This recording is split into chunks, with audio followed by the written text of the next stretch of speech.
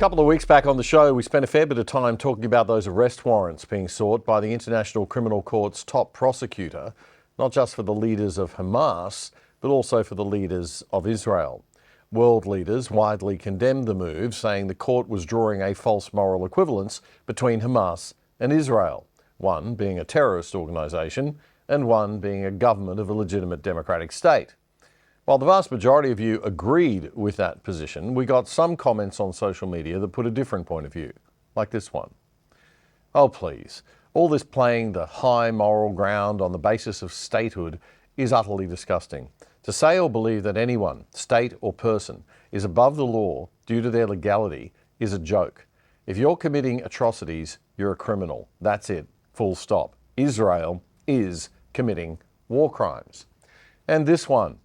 I support Israel, but Netanyahu is committing genocide.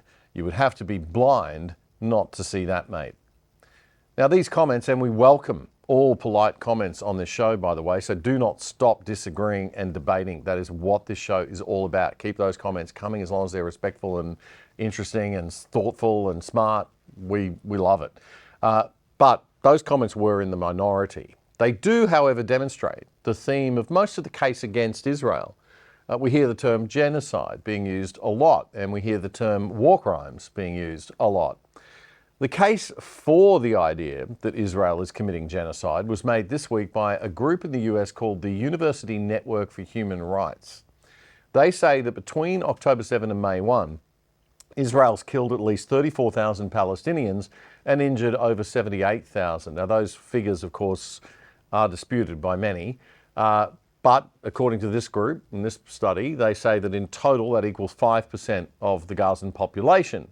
They argue that over 75% of Gaza's population has been forcibly displaced in violation of Geneva Convention rules, most of them facing acute hunger and many dying of famine. In addition, they say Israel has destroyed over 70% of housing in Gaza. And all of this factual evidence supports the elements of genocide. But Joe Biden said last week that Israel is not committing genocide. The case for that view, that Israel is not committing genocide, according to Alon Ben Meyer, a retired professor of international relations from the Center for Global Affairs at New York University, is that the UN defines genocide as acts committed with intent to destroy in whole or in part a national, ethnic, racial, or religious group. But the intention of this war is to eliminate Hamas terrorists, not the civilian population of Gaza, he says. But how can Israel justify attacks like an Israeli airstrike in Rafah on May 26, which hit a camp sheltering displaced civilians, killing at least 46 of them? Or the attack that's just happened on that school? Well, Professor Ben Meyer says in the Jerusalem Post that as horrific as war can be, even those attacks don't mean genocide, because Israel has no intention of destroying the Palestinians in whole or in part. He says Israel is not committing genocide against the Palestinians, but he writes that unless they embrace humanity and peaceful coexistence, the continuing violent conflict and losses on both sides will be tantamount to nothing less than mutual suicide. Let's hope he's not right there.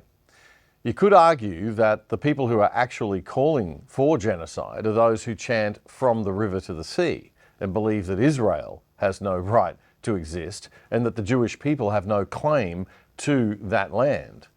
That's a position that's simply not morally defensible or legally defensible if you actually do look at the history. People say, this didn't start on October 7. No, but I think October 7 changed everything. But okay, let's go back in history. You want us to go back to the 1940s and the Zionist movement to establish the Jewish state to give the Jews that had fled all around the world a homeland. That was brutal for many Palestinians who lost their homes and land, and there were injustices committed. But we also have to go back further in history to the Ottoman Empire. The Ottoman Empire was the greatest Islamic empire ever. It started in 1299 AD and it finished after the end of World War I. More than 600 years it lasted. It was governed by Islamic principles, and its rulers held the title of Caliph, which signified their leadership within the Muslim world. The Ottomans promoted Islam as the state religion and established Sharia law as the basis for governance. Here's a quick clip from the excellent YouTube channel Simply Explained. By 1517, under the rule of Sultan Selim I, the Ottoman Empire conquered Egypt, Syria, Arabia, and Palestine in a very short period. In 1914, the Ottoman Empire entered World War I on the side of the Central Powers, and they were defeated in October 1918. The remaining lands of the empire became the Republic of Turkey under the governments of Mustafa Kemal Ataturk on October 29, 1923. Now, things weren't great for the Jews and the Christians under Islamic rule, but the Ottomans practiced a policy of religious tolerance known as the millet system, which allowed some Christians and Jews to govern their own internal affairs.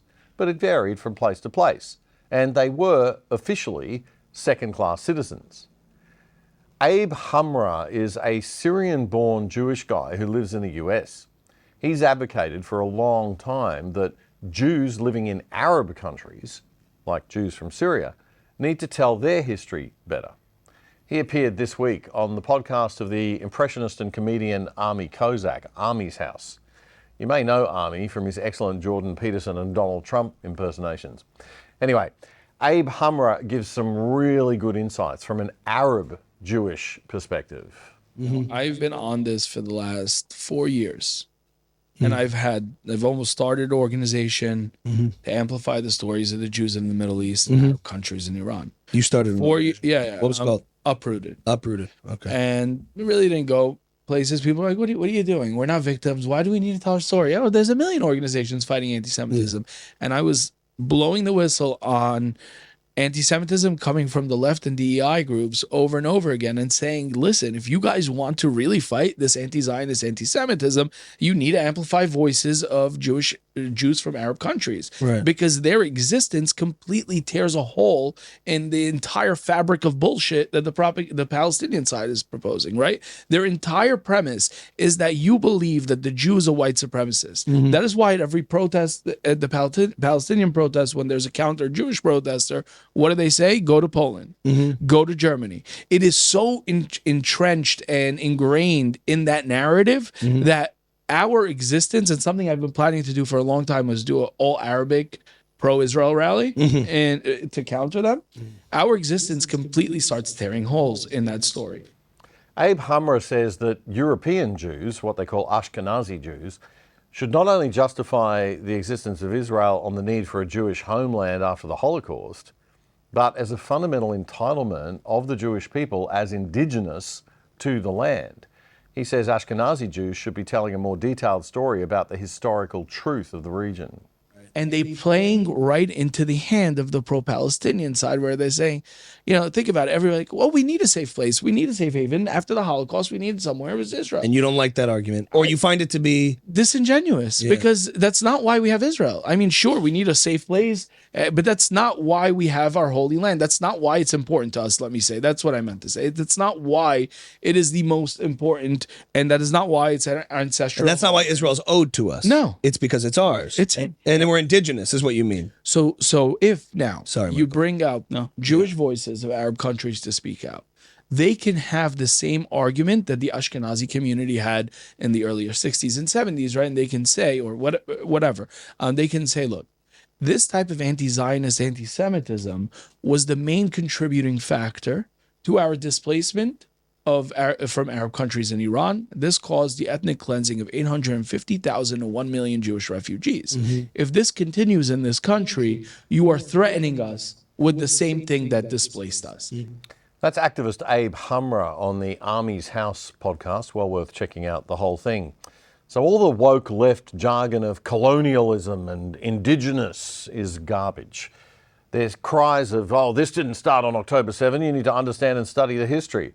No, you need to understand and study the history. Both sides have a claim to that region. That's why almost the whole world supported a two-state solution up until October 7.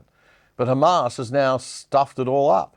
October 7 did change everything. Israel has always had every right to exist, and we must help it defend itself from terror and lies and nonsense.